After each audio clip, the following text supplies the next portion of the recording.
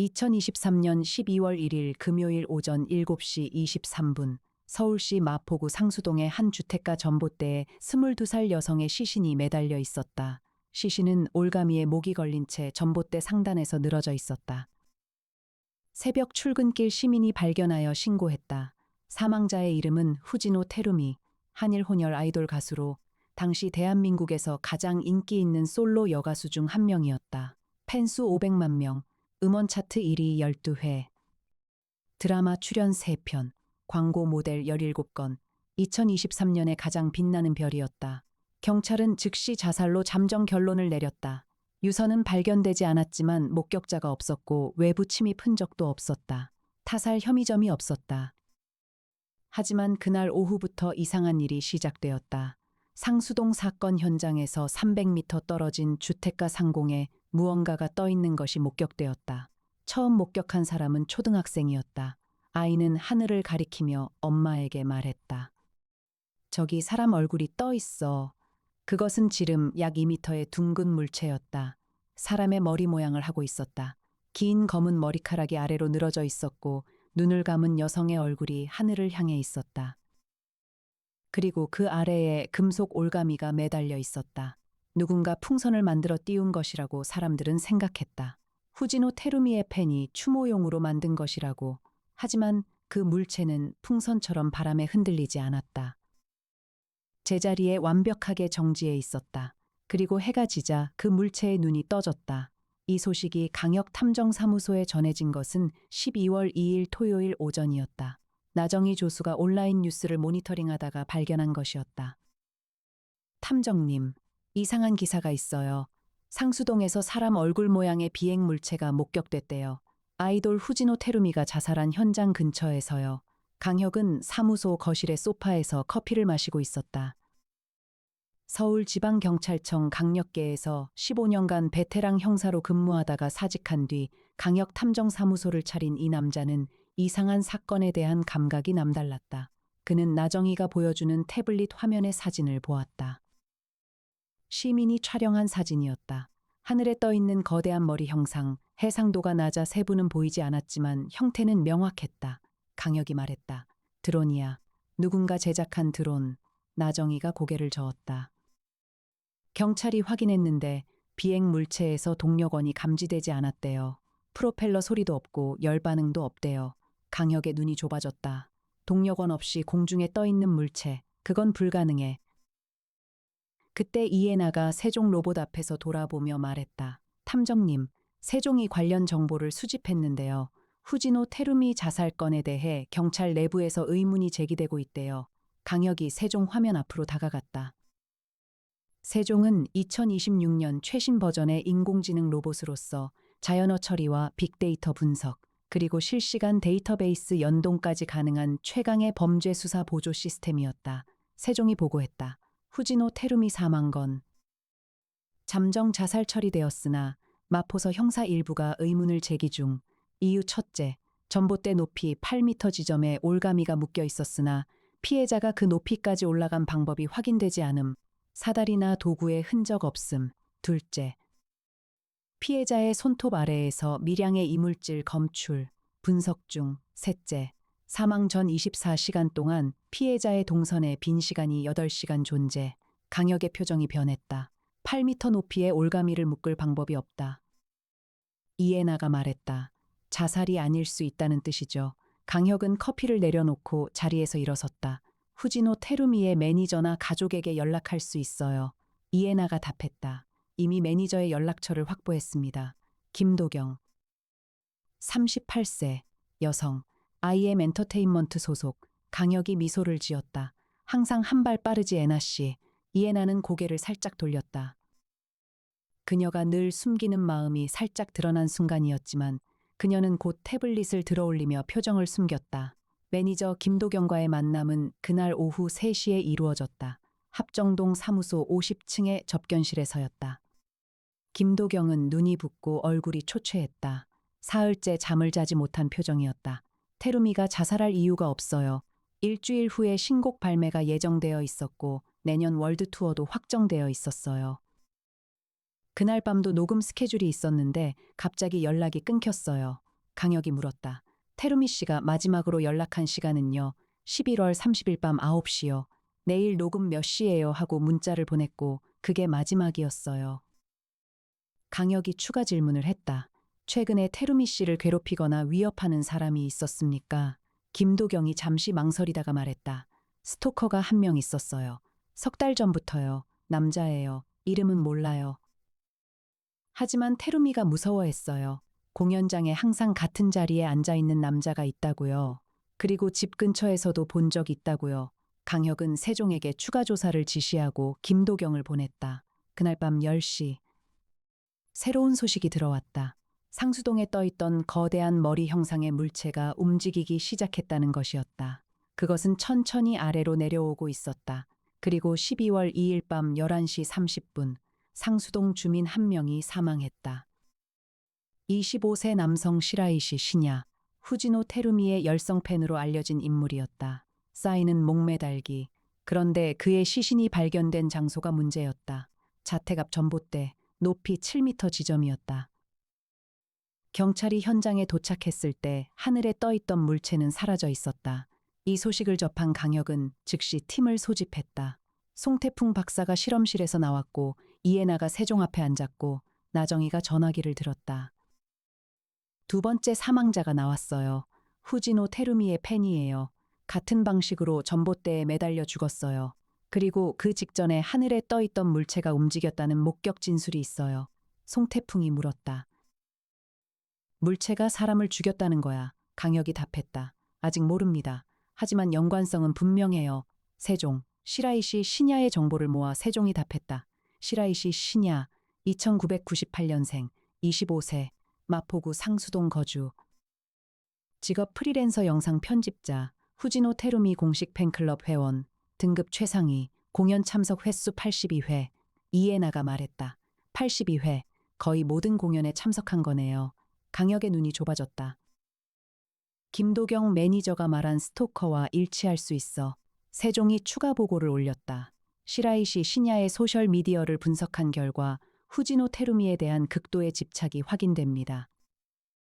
매일 평균 30건 이상의 게시물을 올렸으며 내용은 대부분 테루미에 대한 사랑과 독점욕입니다. 3개월 전부터는 테루미의 집 근처에서 촬영한 것으로 추정되는 사진이 포함되어 있습니다. 강혁은 침묵했다. 스토커가 아이돌을 죽이고 그 후 자신도 죽었다. 연쇄 자살인가 아니면 누군가가 둘 다 죽인 것인가. 12월 3일 일요일 아침 서울 전역에서 새로운 목격 보고가 쏟아졌다. 하늘에 거대한 머리 모양의 물체가 떠 있다는 신고가 7건, 각각 다른 얼굴이었다. 그리고 모든 물체의 아래에는 금속 올가미가 매달려 있었다. 서울이 공포에 빠지기 시작했다. 뉴스가 긴급 보도를 내보냈고 시민들은 하늘을 올려다보며 두려워했다. 자신의 얼굴을 닮은 것이 떠 있을까봐 강혁은 사무소에서 드론을 띄워 직접 확인하기로 했다. 이해나가 최첨단 정찰 드론을 조종하여 상수동 상공으로 보냈다.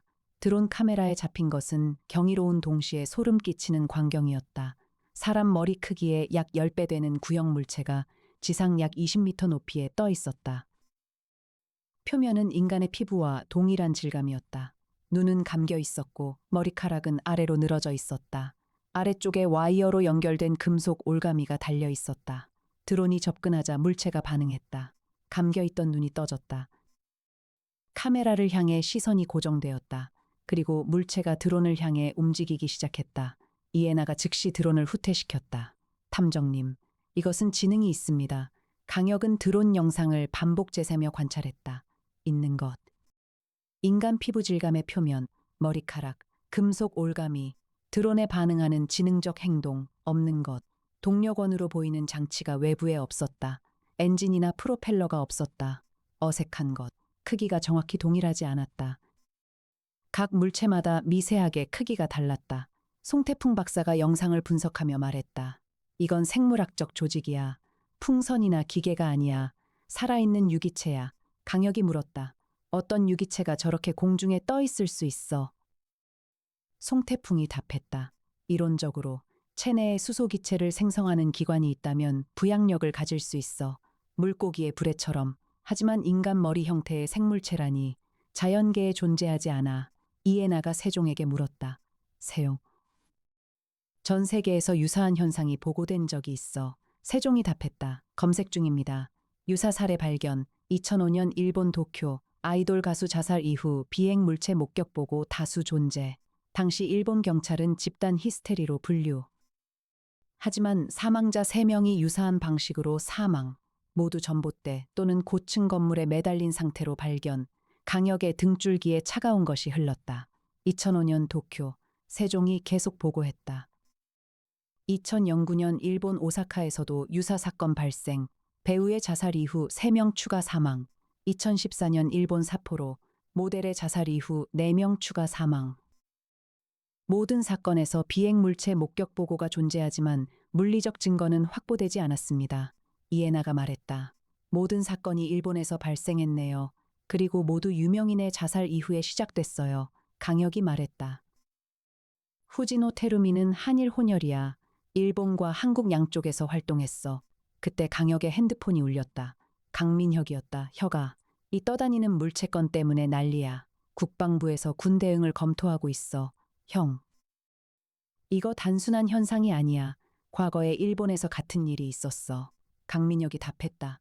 알아. 우리 쪽에서도 일본 경찰과 정보 공유를 시작했어. 그런데 혁아, 하나 알려줄 게 있어. 뭔데? 후지노 테루미 건. 국과수 분석 결과가 나왔어. 손톱 및 이물질 분석. 결과가 이상해. 인간의 세포 조직인데 후지노 테루미 본인의 DNA와 99.9% 일치해. 하지만 본인 것은 아니야. 미세한 유전적 차이가 있어. 강혁의 눈이 커졌다. 본인과 거의 동일하지만 다른 DNA. 쌍둥이인가? 강민혁이 답했다. 후지노 테루미에게 쌍둥이는 없어. 하지만 유전적으로 거의 동일한 다른 존재의 세포가 그녀의 손톱 아래에 있었어. 마치 자기 자신을 긁어낸 것 같은데 자기 것이 아닌 거야. 강혁은 전화를 끊고 팀원들을 바라보았다. 하늘에 떠 있는 것, 사람의 머리와 같은 형태, 피해자와 DNA가 거의 동일한 세포, 올가미. 강혁이 말했다. 저 물체들이 자기와 닮은 사람을 죽이는 거야. 이에나가 물었다. 무슨 뜻이에요? 강혁이 설명했다. 후지노 테루미의 머리 모양 물체가 처음 나타났어. 그리고 테루미가 죽었어. 다음에 시라이시 시냐의 머리 모양 물체가 나타나고 시냐가 죽었어. 지금 떠 있는 7개의 물체는 각각 누군가를 닮은 거야. 그 누군가가 다음 피해자야. 사무소에 무거운 침묵이 내렸다. 나정희가 물었다. 그렇다면 저 물체의 얼굴을 식별하면 다음 피해자를 알 수 있다는 뜻인가요? 강혁이 고개를 끄덕였다.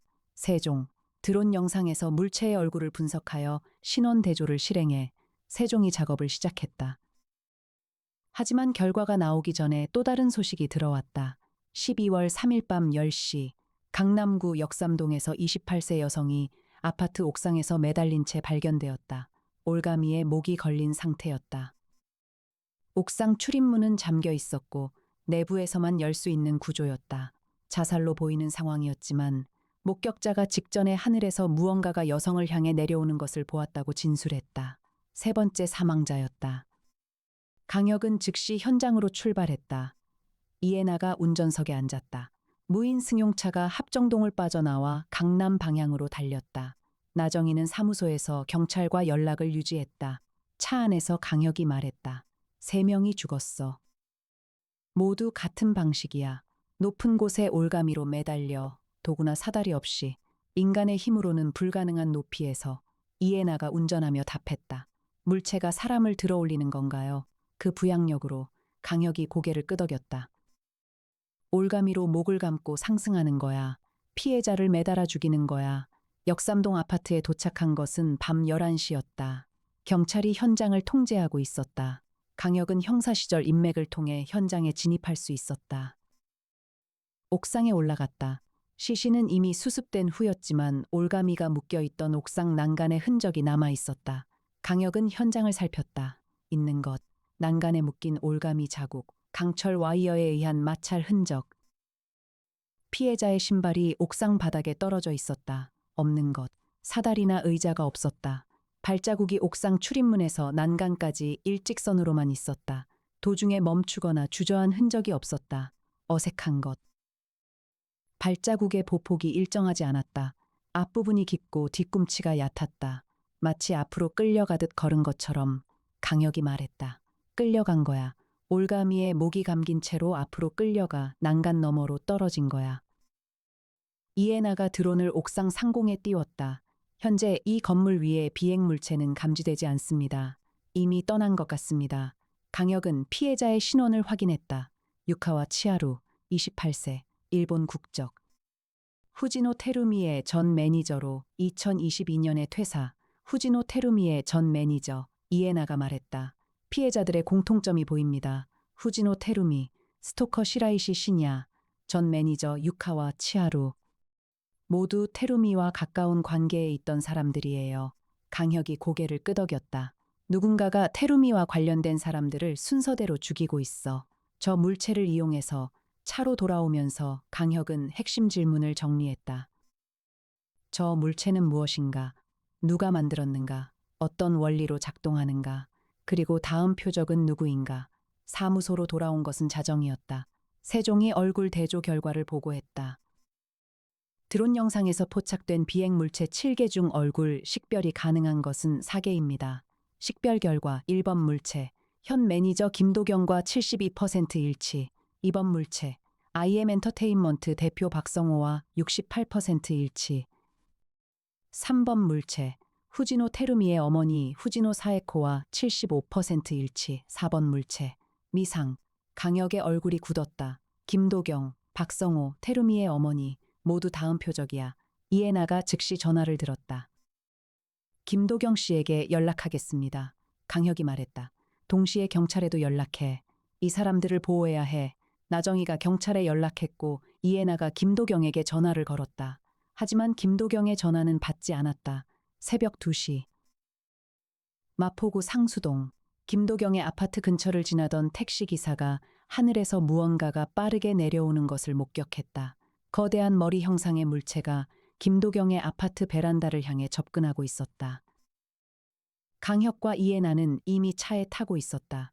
이에나의 운전으로 차가 상수동을 향해 질주했다. 드론도 함께 보냈다. 김도경의 아파트 앞에 도착한 것은 새벽 2시 20분이었다. 건물 옥상 위에 거대한 머리 형상이 떠 있었다. 아래로 금속 올가미가 내려가고 있었다. 올가미의 끝이 베란다 창문을 향하고 있었다. 이에나가 차 트렁크에서 장비를 꺼냈다.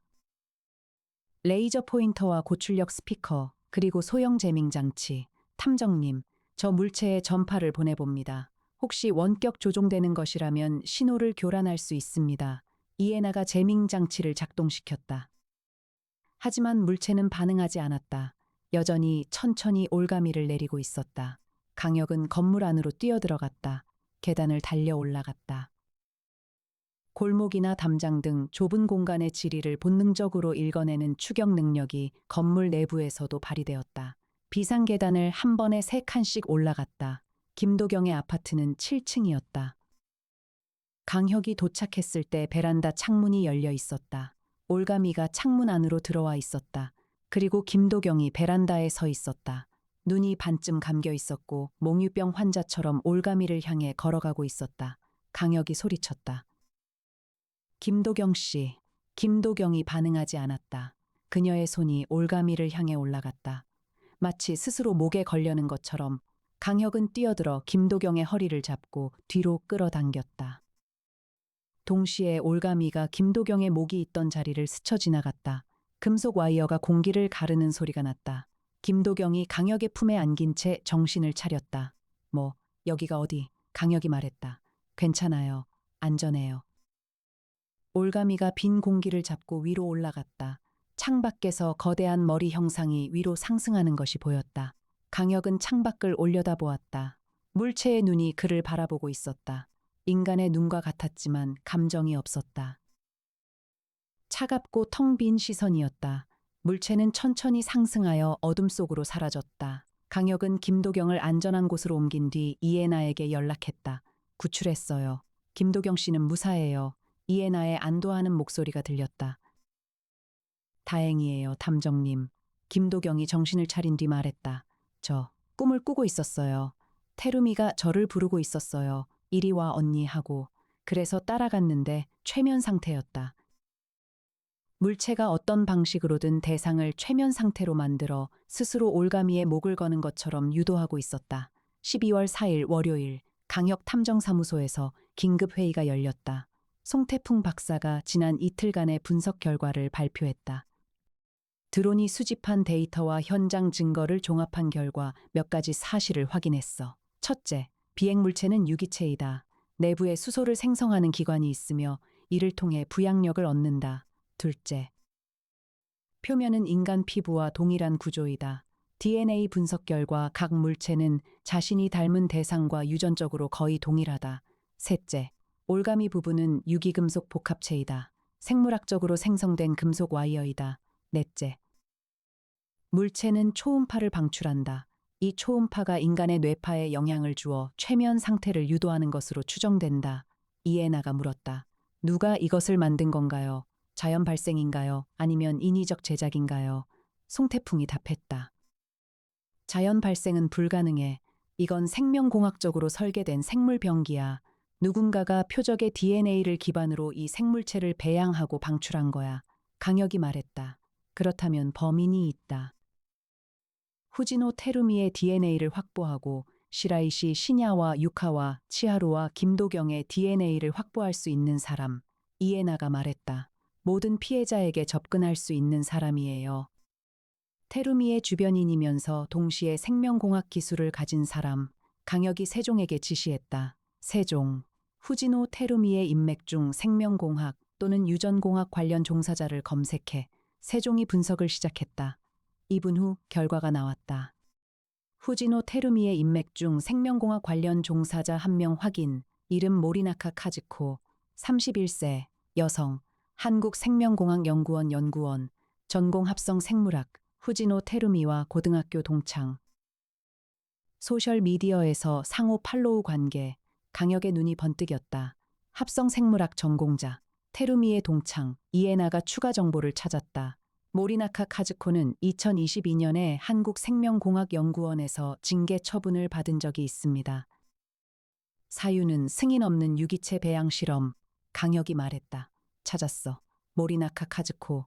하지만 여기서 강혁은 멈추었다. 동기가 필요했다. 왜 동창인 테루미를 죽이고 테루미 주변 사람들까지 죽이는가? 세종에게 추가 조사를 지시했다. 모리나카 카즈코와 후지노 테루미의 관계를 더 깊이 파. 세종이 보고했다. 모리나카 카즈코의 소셜미디어 과거 게시물을 분석한 결과 2021년까지는 후지노 테루미에 대한 긍정적 게시물이 다수 존재합니다. 그러나 2022년 3월 이후 게시물이 급격히 감소하며 삭제된 게시물 복원 결과 부정적 감정이 확인됩니다. 2022년 3월에 무슨 일이 있었는지 추가 조사가 필요합니다. 이에나가 세종을 추가 조작했다. 2022년 3월 후지노 테루미 관련 뉴스 검색. 세종이 답했다. 2022년 3월 15일 후지노 테루미의 교통사고 뉴스. 음주운전으로 승용차를 몰다 보행자 1명을 치고 도주. 피해자 모리나카 유키 12세. 여아 모리나카 카즈코의 여동생 사망. 사무소에 침묵이 내렸다. 이에나가 나직이 말했다. 테루미가 모리나카의 여동생을 치어 죽인 거예요. 강혁이 세종에게 물었다. 이 사건의 처리 결과는? 세종이 답했다. 후지노 테루미는 음주운전 치사 혐의로 기소되었으나 피해자 유족과 합의 후 기소유예 처분, 벌금 2천만 원, 면허 취소, 활동 중단 6개월. 강혁은 눈을 감았다. 12살 아이를 죽이고 합의금으로 끝냈다. 그리고 모리나카 카즈코는 여동생을 잃었다. 형사 시절 한 가족의 평생이 단 하룻밤 만에 사라지는 잔인한 진실을 가장 견디기 힘들어했던 강혁이었다. 모리나카의 고통을 이해할 수 있었다. 하지만 살인은 정당화될 수 없었다. 강혁이 눈을 떴다. 모리나카 카즈코를 찾아야 해. 그리고 나머지 물체들을 파괴해야 해. 이에나가 물었다. 물체를 파괴하면 안전한 건가요? 송태풍이 고개를 저었다. 주의해야 할 점이 있어. 이 물체와 표적 사이에 유전적 연결이 있어. 물체를 함부로 파괴하면 표적에게 영향이 갈 수 있어. 일본 사례에서 물체가 총에 맞아 파괴되었을 때 표적이 동시에 사망한 경우가 있어. 강혁이 물었다. 그럼 어떻게 해? 송태풍이 답했다. 생성자를 찾아 생성 메커니즘을 차단하는 게 가장 안전해. 배양시설을 파괴하면 이미 방출된 물체도 에너지원을 잃고 사멸할 거야. 세종이 모리나카 카즈코의 현재 위치를 추적했다.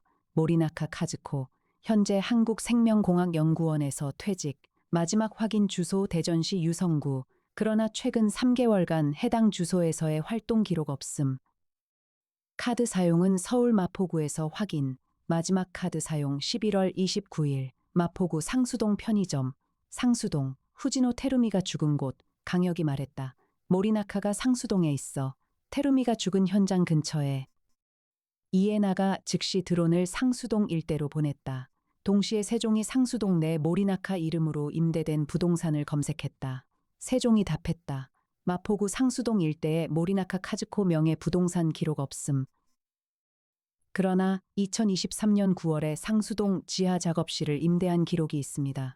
임차인 모리카즈, 모리나카의 약칭 사용으로 추정, 주소를 확보한 강혁은 팀을 이끌고 출발했다. 새벽 4시, 상수동 지하 작업실. 작업실은 지하 2층에 있었다. 방음 처리가 된 공간이었다. 문은 잠겨 있었지만 이에나가 전자잠금 해제 장비를 사용하여 30초 만에 열었다. 문이 열리자 안에서 이상한 냄새가 흘러나왔다. 유기물의 냄새. 그리고 습한 공기. 내부는 소형 실험실이었다. 배양기 5대가 가동이었고 그 안에서 반투명한 구형 물체들이 성장하고 있었다. 크기는 아직 축구공 정도였지만 표면에 인간의 얼굴 윤곽이 형성되기 시작하고 있었다. 벽에는 사진이 붙어 있었다. 후지노 테루미 주변 인물들의 사진. 각 사진 옆에 머리카락 샘플이 테이프로 붙어 있었다. 그리고 실험실 안쪽 의자에 한 여성이 앉아 있었다. 모리나카 카즈코였다. 그녀는 강혁 일행이 들어오는 것을 보고도 움직이지 않았다. 눈 아래 깊은 그늘이 져 있었고 입술이 갈라져 있었다. 드디어 오셨군요. 강혁이 앞으로 나서며 말했다. 모리나카 카즈코 씨, 당신이 이 물체들을 만든 거죠? 모리나카가 무기력하게 웃었다. 네, 맞아요. 제가 만들었어요. 유키를 위해서요. 강혁이 물었다. 이것으로 사람들을 죽인 거죠. 모리나카가 고개를 끄덕였다. 테루미가 먼저예요. 테루미가 유키를 죽였어요. 12살이었어요. 학교에서 돌아오는 길이었어요. 그런데 테루미는 돈으로 끝냈어요. 아무 일도 없었던 것처럼 다시 무대에 서고 노래하고 웃었어요. 유키는 죽었는데 강혁은 아무 말 없이 그녀의 눈을 바라보았다. 피해자의 아픔에 공감할 줄 아는 따뜻한 내면이 그의 침묵 속에 담겨 있었다. 모리나카가 계속 말했다. 시라이 씨는 테루미의 스토커예요. 제가 죽이지 않아도 됐는데 그가 먼저 테루미를 죽이려 했어요. 저보다 먼저요. 그래서 제 계획이 틀어졌어요. 원래는 제가 직접. 강혁이 물었다. 유카와 치하루는요? 김도경은요? 그들이 무슨 잘못을 했습니까?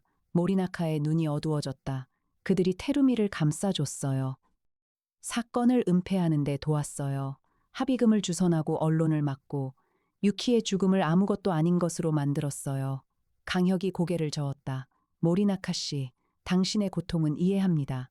하지만 이건 틀렸습니다. 유키가 원하는 일이 아닙니다. 모리나카의 눈에서 눈물이 흘러내렸다.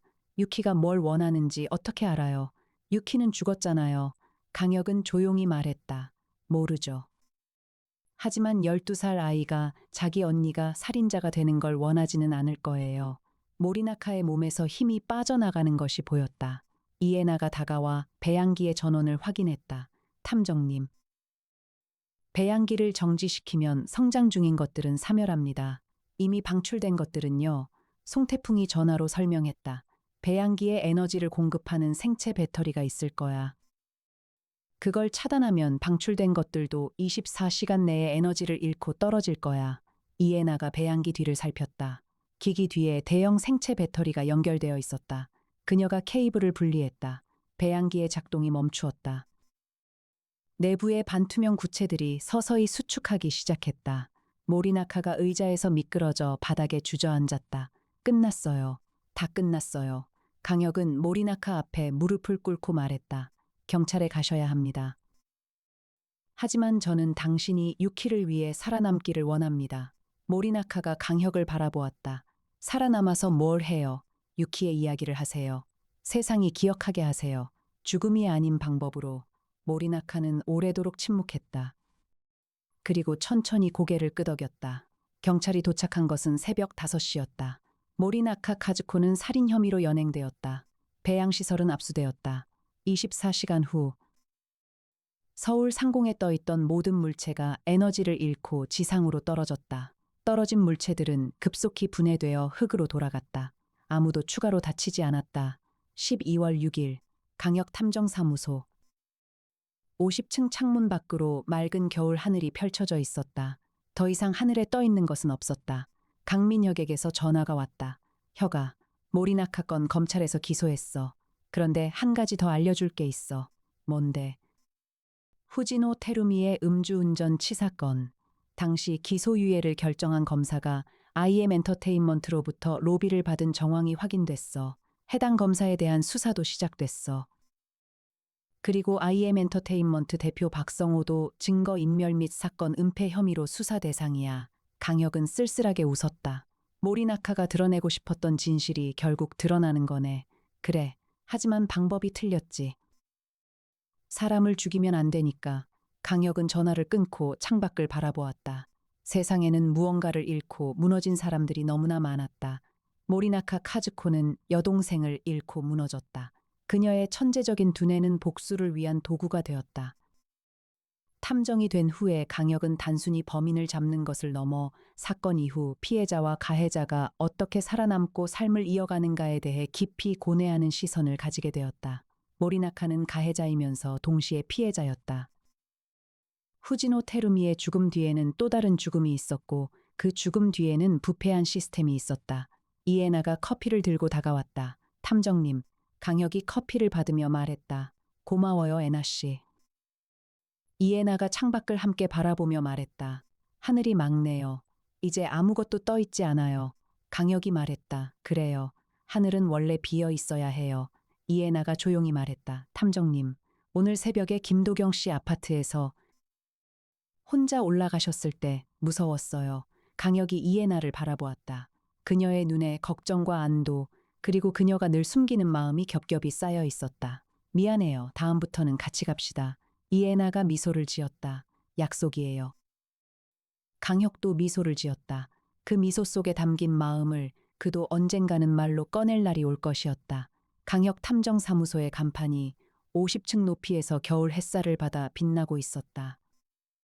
서울의 하늘은 맑았고 바람은 차가웠고 사람들은 더 이상 하늘을 무서워하지 않았다. 사건은 끝났다. 하지만 유키라는 이름의 12살 소녀가 있었다는 것을 세상은 이제 기억하게 되었다.